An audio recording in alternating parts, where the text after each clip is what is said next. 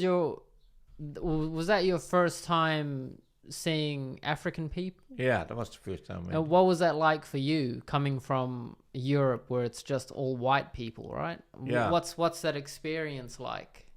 Did you know about colored people? No, to me it was a very good experience. You remember you have to remember that all those countries that time, they were quiet. You didn't have any uprising. Okay. Like you now have, you read in the paper, you got all, apparently, So it's very criminal groups, but in those days, it didn't exist.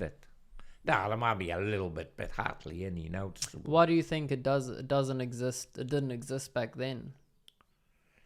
I don't know.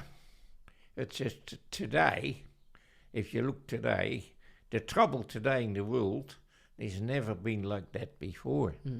You know, there's uprisings everywhere. Sure. So when how old would you would have been in your mid-20s, right? Yeah. Around what, 21 to 26? Yeah. And you're going through Africa for the first time. Yeah. And did you ever see a black person in the Netherlands growing up? Hardly. I can't remember any seeing a black person in the Netherlands now. All right. So you go to Africa, you see your first... Well, more or less the first. Yeah, more or less the first. Yeah.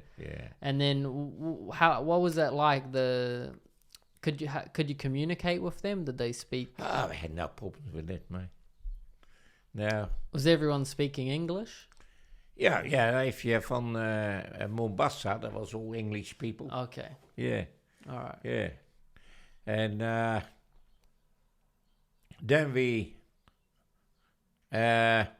also got a lot of people in Mombasa, and also they came on board. They were workers, painting and the ship, and they were cheap labor. Okay. And they stayed with us.